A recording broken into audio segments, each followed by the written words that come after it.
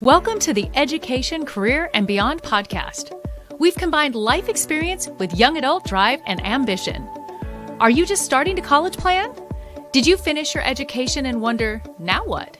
Join us in this lively discussion about the topics you need to know to create the next stage of your life's dreams, careers, finances, education, and more. Brought to you by Voice for Heroes 501c3. Welcome to another episode. Boy, are we going to have fun today. If you're just scrolling through, stop. Do not pass through. You want to listen to this. Watch this if you're watching this with us live, if you're consuming it later. But again, the Education, Career, and Beyond podcast. And we have a guest today, Richard Rosser, who is a filmmaker, author. He has worked on some pretty big name shows that we're going to discuss. I think you might have heard a few of them. And we're going to talk today also about his background, but ChatGPT, big hot subject. I have a lot of questions regarding that. And we also have Ed Sanderson, our regular host. We love Ed. He is such an incredible part of this show. He brings such value and tremendous insight from his background working with young adults for so many years on to success.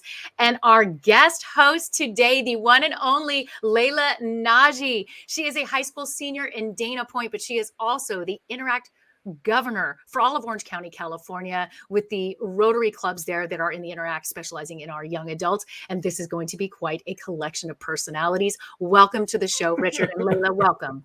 Well, thank you very much. And Layla, I'm blown away. Here I am sharing this podcast with the Interact governor. That's very impressive, I have to say. She makes the role sound so big, but I don't know, it still hasn't hit me yet. Thank you. I appreciate it. Richard, share with us your background, as little as much as you want to share in a couple minutes. We'd love for our audience to really know more about you as we dive into picking your brain and putting you in the hot seat for the duration of this interview. The hot seat. Well, thanks, Amy. Well, I've worked in the TV and film business for 30 some odd years, and I am a storyteller. I learned from the best, who was my father. He was an amazing raconteur, which for those of you who don't speak French, raconteur is storyteller.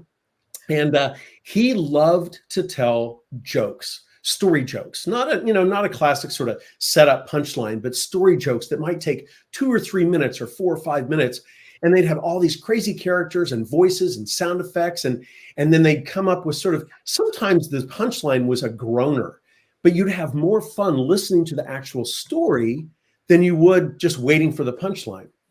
So through the course of my life, I sat at the dinner table and parties and listened to my dad telling these kinds of stories. And then when I finished up high school, I went to college in Virginia, to a small liberal arts college. They had one film course. It's very different from how it is now. Every single school has film programs, digital media programs. Back then, my college had one film course.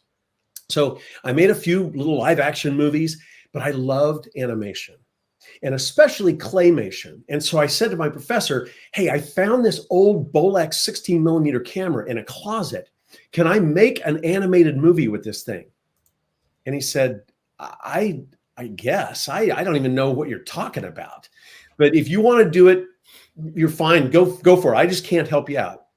So I made this 3-minute black and white animated movie on my own. I locked myself in this room with a chess table and some clay and made this movie. And then after I printed it, he said, this turned out pretty well. Why don't you submit this to some contests? So I did, and it ultimately ended up winning a Student Academy Award.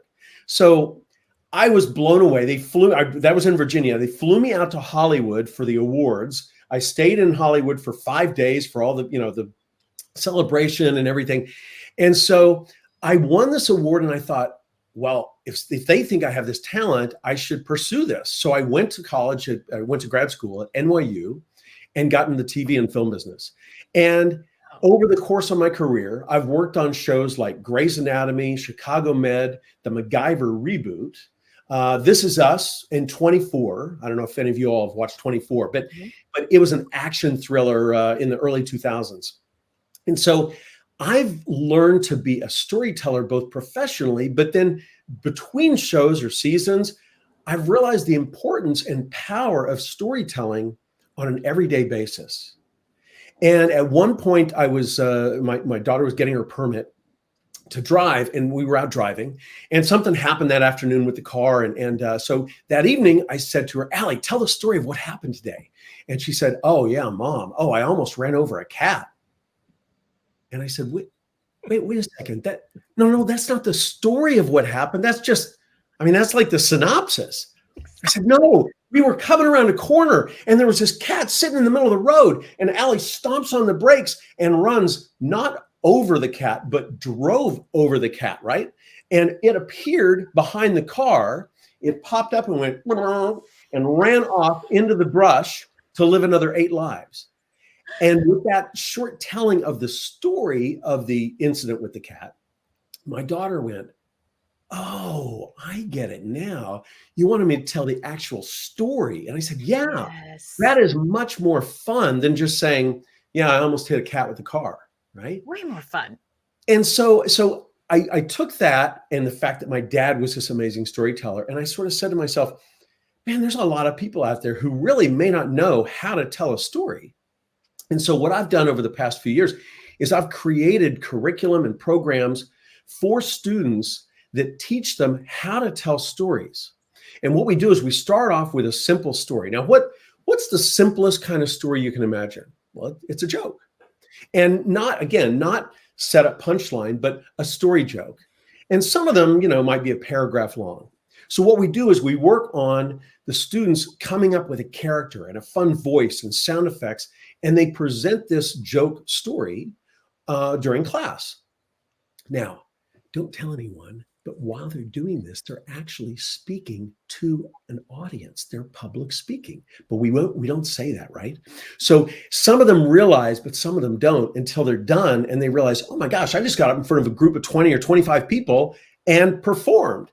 So we tell these stories in class, and then the next session, I talk to them about a tall tale and how to embellish and how to, Paul Bunyan with the blue ox and a huge axe able to, take down a whole forest of trees in one swipe.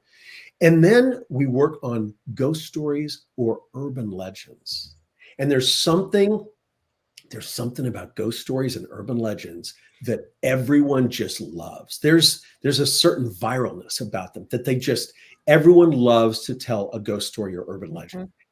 So what we do is we practice our storytelling techniques with these fun stories, and then we take those techniques and work on a template for stories for life that students can use. For instance, if you're in a job interview, you can take a story and you can use that to show the interviewer that you're responsible, that you can communicate, that you can think on your feet. And then you can use story to pitch a project or ask for funding for a nonprofit or whatever you're involved in. And story is the basic way that we communicate with really everyone. So sorry, that went on a little bit long, but that's the long-winded version of where I'm coming from and what I do with story. It's powerful. You're speaking my language because I live in this space as well. And I'm like, yes, yes, yes, yes, yes. Yes, I know. I listened to the interview with you and was blown away because there's so many similarities between your episode and what I'm here to talk about today. I just love it. Well, and don't worry about the length because Ed's question will also be just as long. So be prepared to really soak that in before you'll be able to prepare that answer. Richard, I'm in trouble every single episode, so there's nothing new here. Layla, I sense that you want to ask some questions, so I'm going to give you the floor as our guest host today. Yes. Well, honestly, he kind of answered some of my questions because I kind of wanted to hear more about his experience in the entertainment industry, especially with the awards and everything. But I think he kind of answered that for me. So, Ed, let me start thinking a little bit. Okay. All right, Richard, buckle up, buddy, because I'm going to give you a 14-piece question, and we're going to. Well, you're going to give me a 14-piece question, but I'll answer it in 37. Yeah, there you go. I love this group. So I know you probably have tons and tons of stuff to talk about when you come to your career, but I've got one question about that, and I'm sure the ladies will have other questions, and it is about storytelling. So you have Chicago Med on your things that you've done. My wife and I like Chicago Fire, and then they've got Chicago PD, right? And I Right. noticed that they've got these episodes that string all three shows together. And I'm really curious, as a writing group, how you thread that needle so there's continuity as you pass the baton to each different, franchise to tell a complete story. You know, Ed, that's a fantastic question or scenario. And for those of you who are not really aware of the whole Chicago environment, what happened was they were doing, I'm trying to remember, I think Chicago Fire was first. And then it was such a success that they had a couple of characters who were in the police department.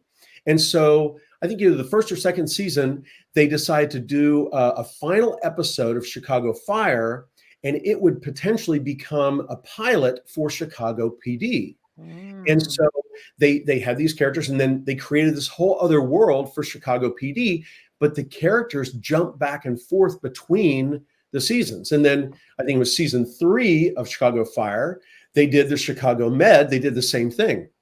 Now, at one point, and you may not know this, Ed, but at one point, they did a Chicago attorney version, and they were planning on. I think it went one season, and I guess four Chicago shows was too much. 3's perfect, 4's too much. But it's really interesting. Ed's question is, how do you thread the needle of these characters? And the answer is basically very carefully and very thoughtfully, because what you end up with is you end up with fire and police and med, and you've got characters that can go back and forth between the different series and have interactions in those different series. And it's absolutely brilliant storytelling. You know, with the advent of sort of binge and streaming TV, it used to be, 15, 20 years ago, that all the actors and all the really high profile creators wanted to be in movies. And I think really, sort of since 24 was one of the first shows that people were able to really binge watch. Now, take yourselves back, 23 years, right? So 2001, when we first shot the first season of 24, there wasn't streaming. The internet was, I don't think we could really, watch stuff over the internet. It was mainly bulletin boards and email. And so the episodes of 24 would come out on DVD, and that was back when Blockbuster. Anyone ever heard of Blockbuster? That was when Blockbuster was. Layla's like, what? People would go in and they would rent a collection of like 4 DVDs, and that would have, I think, 8 episodes. And so you could go home over the weekend and binge watch those 8 episodes of 24, which, for those of you who don't know, it was an hour-long TV show, and each hour of the show was an hour of the day in the one day of each season. And so 24 was one of the first shows that people really started binge watching. And the difference between a movie that lasts an hour and a half to 2, well, some movies last 3 hours if you want to, if you're looking at a James Cameron movie, but most movies last an hour and a half to 2 hours. You can accomplish only so much in that time. Whereas a TV show that runs, Breaking Bad went 7 seasons, you can really explore character and stories. And sure, if you run out of material, you shut the thing down. But for really, really inventive and creative creators, they come up with shows that just go, and they come up with some crazy, crazy stuff. And so for me, TV is really where it's at, and streaming, because you can really, really dive into those characters and figure that out. And Dick Wolf, who is the executive producer, creator of the Chicago world and series, has done that sort of times 3. He's taken 3 series and combined them. So now you have these characters overlapping and guest starring in the other series. And it's just brilliant. It really plays into this new type of storytelling, which is very meta, if you want to use a very technical term. Gotcha. Different question for you, Richard. We work with a lot of young people like Layla who are getting ready to go to college, and part of that process is writing for admissions. And what I have found in the time I've worked with these young people, they struggle to write their own story. Like if you want them to write something about the Civil War or do some research on a scientific project, they can handle that like a pro. When they sit down to write, sometimes they struggle because no one's asked them to write about themselves. Yep. What advice do you have for a young writer who's been tasked with writing about themselves and telling a story about themselves? What's the process that you would give them to walk through that so they feel good about what they're writing? And that's a fantastic question. And I was hoping that you'd ask that because I have a multi-step answer. First of all, I think one of the easiest ways would be to write about yourself in the third person. All right, step outside the box for a second and stop thinking about I do this and I do that and I am this and I had this experience and take a view of yourself from the third person. Okay. Now, again, for those of you, let's just talk about the first person versus third person just for a second, right? So first person is I walked out the door this morning. I walked my dog. I went down to the store. I got into an argument with the manager of the hardware store. Price on I did this. I did that. Then they did this to me. So that's all first person. Now, third person is most of the books that you read, most of the novels that you read are told in third person. Harry Potter. So we have the person's name, right? Harry Potter got up, he got on the train. Harry went to Hogwarts. Harry decided he was going to play Quidditch. Harry, he took a class in spells. It's all about Harry, right? So in my case, my third person version of the story would be Richard got up, he did. So I would look at myself sort of from the outside as though I'm a different person, right? And what this does is it allows you to distance yourself a little bit from yourself. And it's always a little difficult when we're writing about me, because you use the word I did this and I did this and I did that and I did this. And it just seems like, wow, I don't feel very comfortable putting that much out about me saying all that, right? Which leads me to my second point, which is you need to get used to building yourself up in front of other people. Now, Amy, I know she knows what I'm talking about. In fact, she does the same thing in terms of her instruction and classes and advice in terms of personal branding and putting yourself out there.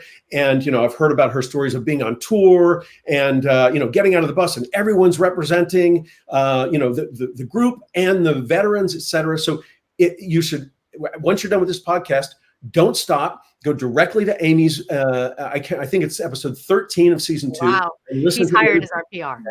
So, it was interesting because I didn't know Amy was actually going to be co-hosting today, and that was one of the episodes that I'd listened to and really, really loved. So anyway, the second thing you need to do is you need to get used to sort of patting yourself on the back and gushing a little bit about your accomplishments. Now, this is a very, very difficult thing to do, especially if you're a junior or senior in high school, or if you're a freshman or sophomore in college. No, we're taught not to brag, not to gush, but what you have to do is you have to find a fine line, a balance, because you want to let people know about your accomplishments without seeming like a braggart, right? You want to let people know that you can handle a situation. And so that's where storytelling comes in.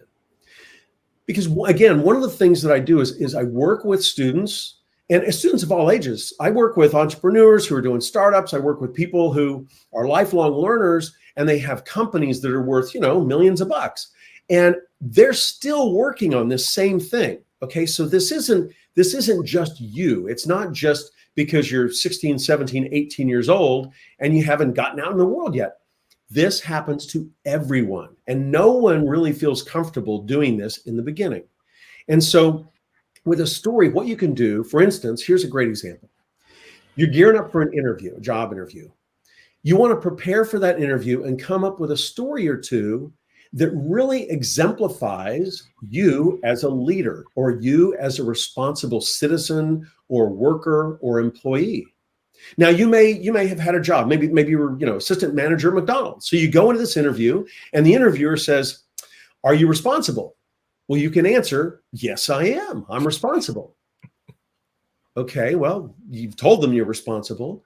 And they say, "Well, now, are you punctual?" "Yes, I am. I'm always on time. I was on time to this meeting." They say, "Fantastic." And they write, they make a note and then they move on. Now, when an interviewer asks you, "Are you responsible?" that's an opportunity for you to pull this story, not literally, but figuratively, out of your pocket and say, "Yes, I am." In fact, I work as an assistant manager at McDonald's. And last Friday night, after the manager left, we had a French fry fire in the fryer. And I had to call the fire department and call the manager and shut this down. And all of a sudden, are you bragging? No, you're telling a story and you're informing the interviewer through this story, both with the content of the story, but also with the way that you tell the story, that you are responsible, that you can think on your feet, that you communicate on the fly. And so what's going to happen? The interviewer, first of all, you've shown and told the interviewer this. So they're going to write down Richard, French fry fire, right? Yes. And so when it comes time that they're looking through their 100 resumes or 50 resumes or even 20 resumes, and they say, "Okay, there was that guy with the striped shirt, and there was the guy with the curly red hair, and there was the person with the glasses, and there was French fry fire." You think that they're not going to remember you because of the French fry fire? They're going to immediately be taken back to your story and back to how you communicated that in the interview. Mm-hmm. And so what you need to do is find a nice, quiet place. This is a little challenge for you. Find a nice, quiet place. Maybe it's outdoors, a table in the back of your house, or you maybe go to a park, and take a pad of paper and a pen and write down everything positive, crazy, fun, responsible that you've done in your life, even if it's tiny, right? Even if you think that it's tiny, write all that stuff down and then read through it and see if it doesn't cue your brain to come up with some other stuff, and really just write down everything that you've got. And then take another sheet of paper and blow it out of proportion a little bit, right? Expand on it. And as though you're a third person looking in, go, "Yeah, you know what? That was really an amazing incident when I was a lifeguard at the pool and this kid slipped and fell into the water and I didn't know. I jumped in, right in after." I mean, whatever it is that you've got, you have something that is specific to you and specific to your experience as a human being. So what you want to do is capture those ideas and cultivate them and curate them and sit with them. And then as you go through the process of filling out applications, and you're starting to think about these essays for colleges and jobs and a camp counselor, all this kinds of stuff, you're going to remember, "Oh yeah, right. I remember now." Because when you've got the nervousness of being in an interview, you can't be expected to come up with something on the fly. But if you come up with something beforehand, and the interviewer says, like the French fry fire story, it seems as though you're telling it off the cuff, right? Mm-hmm. So you want to come up with these ideas, you want to pour through them, you want to let them sift, right? There's a reason that you want to give yourself a week or 2 or 3 weeks to do this, because things happen. Your brain is working even when you think it's shut down. Even when you're sleeping, you're dreaming about stuff, and you're thinking about these possibilities for stories that you can incorporate into these various applications or presentations. And so that would be my basic advice. I mean, I could keep going in terms of the process, but that's a good start that can get you going, so that when you get into a situation like the interview, you've got something in your back pocket that you can pull out and impress the interviewer based on your past experience.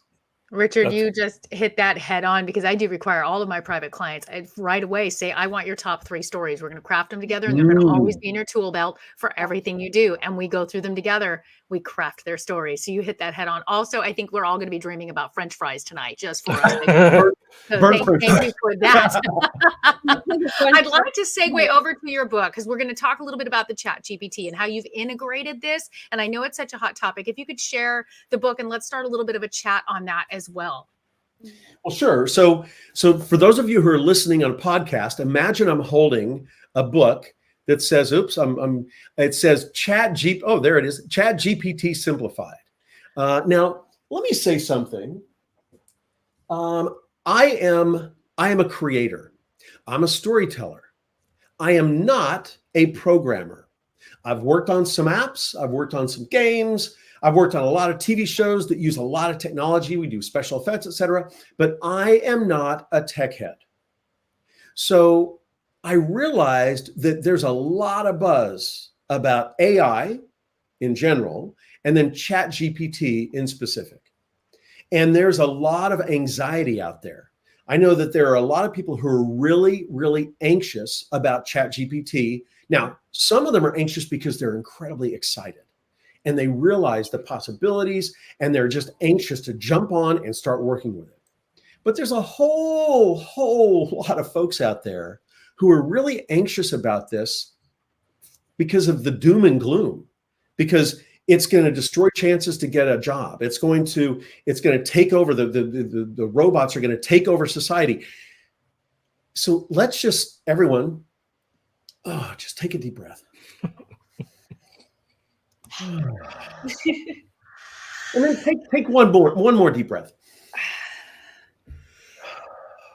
And let's think back into the past. Now, the year is 1455. Now, does anyone know what happened around 1455? Amy, Ed? Well, Ed and I were there, but okay. Well, wow. You all look great. So in 1455 was about the time of the printing press. Now, prior to the printing press, books were just written by, monks in some abbey by hand, right? And prior to that, all the stories were handed down or passed down by storytellers through the oral tradition.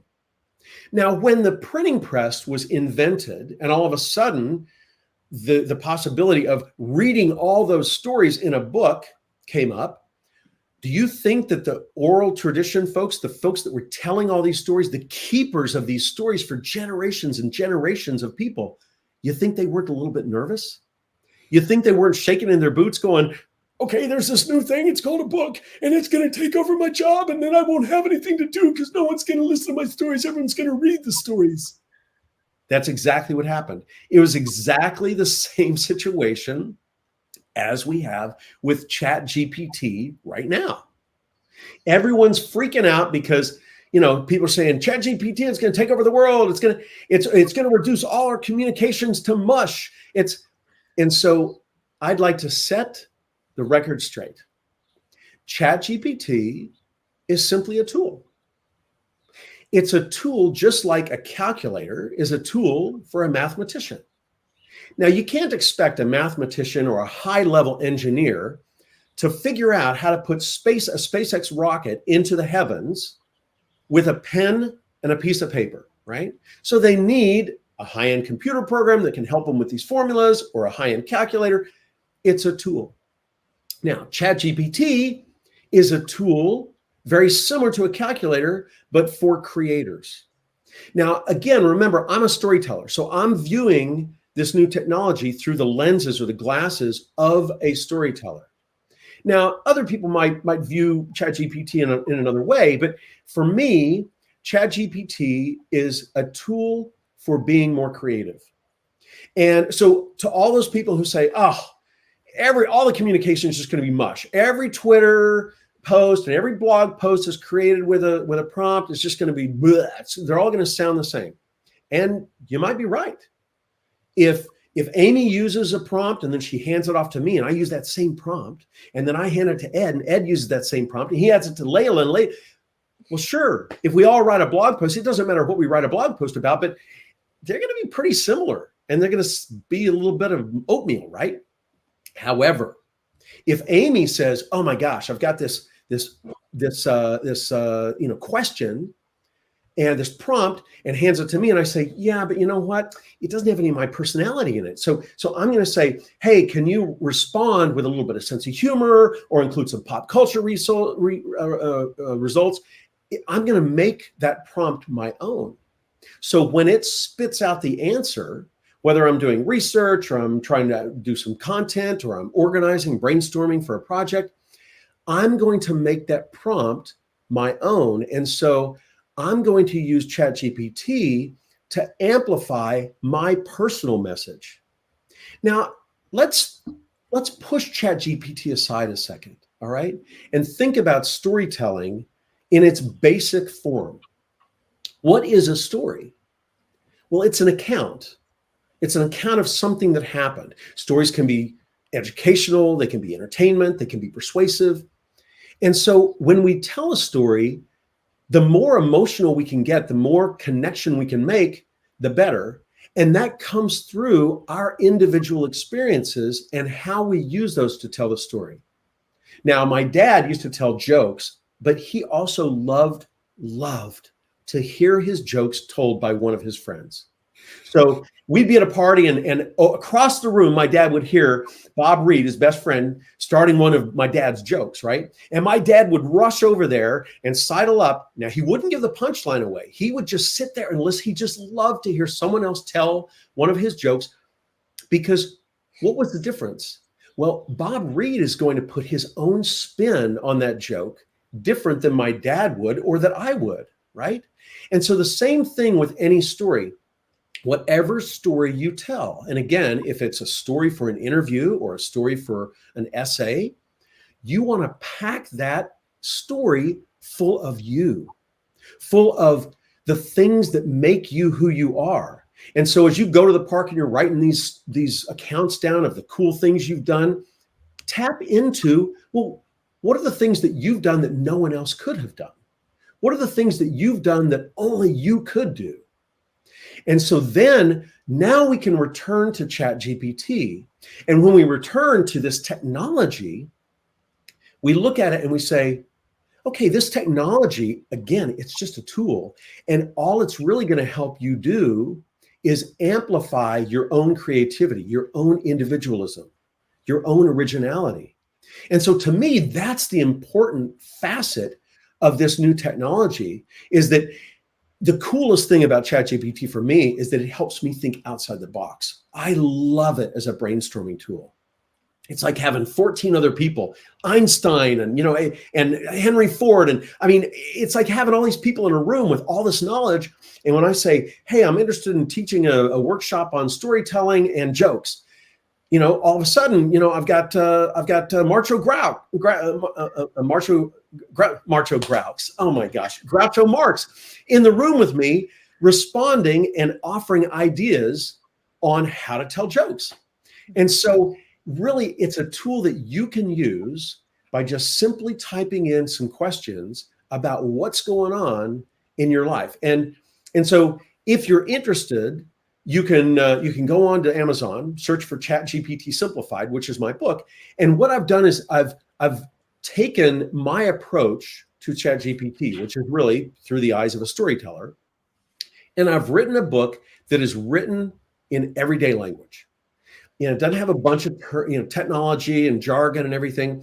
It's got lots of fun stories and references to Harry Potter and Avengers and Batman and all sorts of fun pop culture, Pikachu. And so what I've done is try to create a book that everyone can read and get excited about using this technology to amplify and emphasize their own creativity. Amazing. I love it. I feel like you've answered probably like 5 of my questions, and we just one, but we answered 5. Wow. But that's amazing. I'm so impressed by that, and I think that like now AI technologies can be sometimes like intimidating, like you said, or like misunderstood by like non-technical individuals, but also looking ahead, I mean, what do you envision about the future of AI enhanced storytelling? And are there any emerging trends or developments that excite you?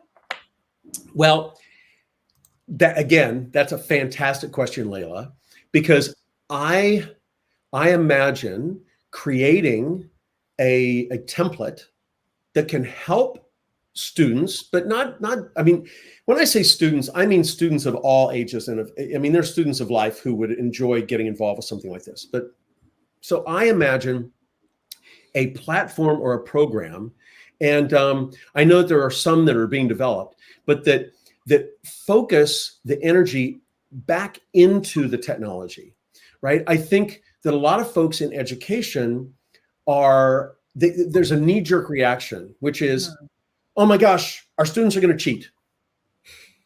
Right. Well, okay, that I understand that, but that's not the only issue, right? New York City schools on January 5th, they banned ChatGPT from every device on their campus, from all the computers. It can't be used, which I think is a disservice because those students aren't going to have the chance to use this incredible technology. In fact, let me just say that I interviewed someone as an assistant yesterday, and I was blown away. They told an amazing story in their interview, and I said, okay, I want to hire you.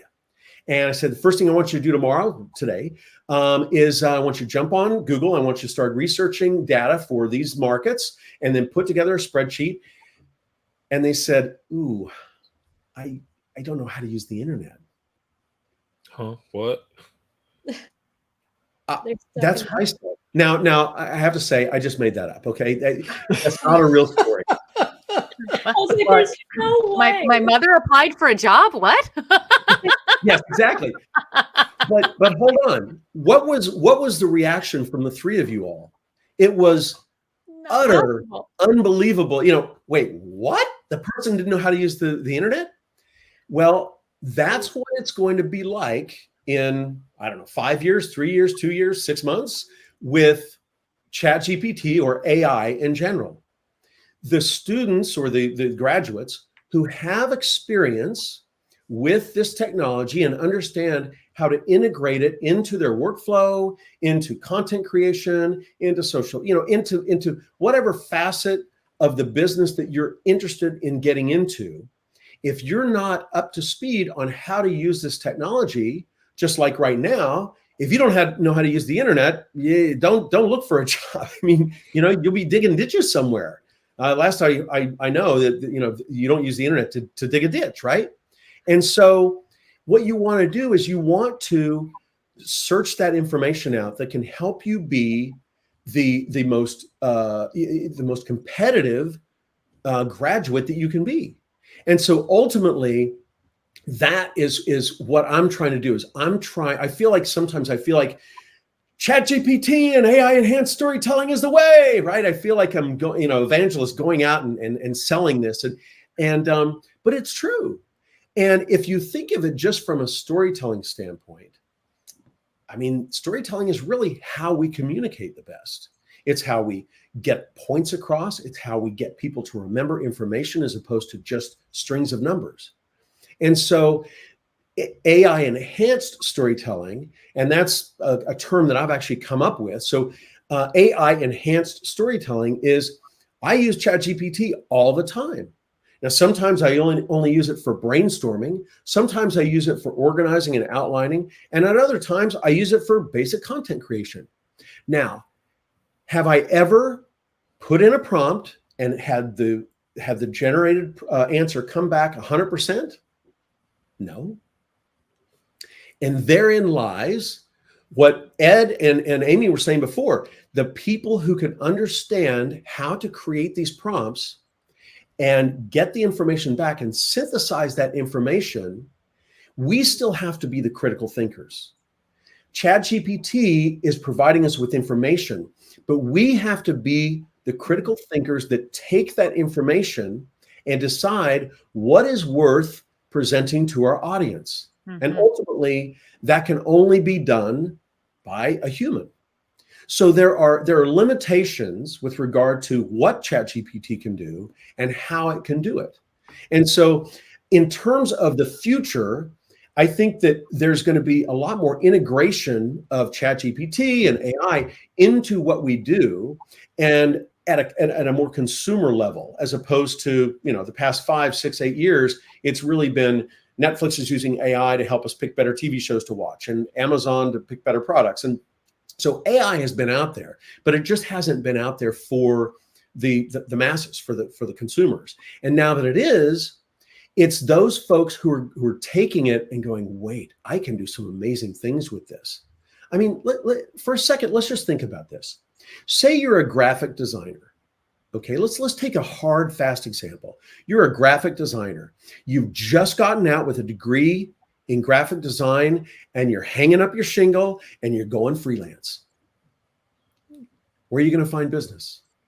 Well, you could go to some of the freelance sites there, Upwork and Fiverr. You can also go to ChatGPT and say, I'm a brand new freelancer. What can I do to generate business? And it's going to come back with a whole plan of things that you can do.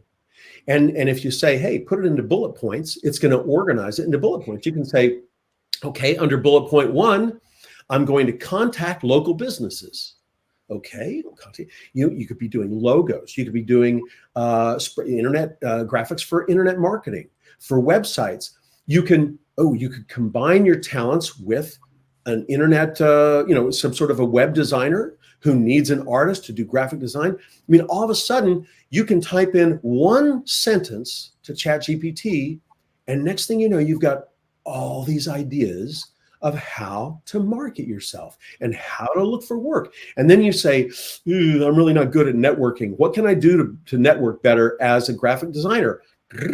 It can help you think of ways, and then you can press it for more information and more information. Okay, what organizations can I join? The possibilities are infinite. And we haven't even gotten to the creative part of it yet. That's just the logistical part of trying to figure out how to market yourself as a brand new graphic designer or web developer or musician, composer. I mean, whatever you do, whatever you're doing, you can use this as an amazing resource that is available and can give you much better answers than just typing a search term into Google or Bing or whatever or Safari or whatever your favorite search engine is. This is one of the most fascinating conversations we've had. I mean, I love all my guests, but Richard, I love you. So amazes I love you too, man. So listen, you've been very generous with your time. Extraordinary. We'd love to have you back and kind of dive into this some more. But we got to wrap up this episode. So on behalf of our guest, Richard Rosser, and our guest co-host, Layla, and of course, Amy and myself, we're trying to be here as much as possible. This has been a fascinating conversation about AI. And I just wanted to Richard, thank you so much for being here. Thank you, Richard. And I'm going to tell you something right now. There are a lot of people who kind of hit the wall when it comes to creativity. And so this opportunity in your book is going to be really valuable for some folks. So again, thanks for being here. So if you've enjoyed this episode, give us a thumbs up, a little like action. If you think there's other people who really can appreciate it, and I know there's a lot of them out there, please give it to them so they can. And then subscribe to the channel, because we've got plenty of guests like Richard who can give us valuable information how to move into your career, your education. I did that backwards. Your education, your career, and beyond. Thanks again, Richard. Appreciate your time. My pleasure.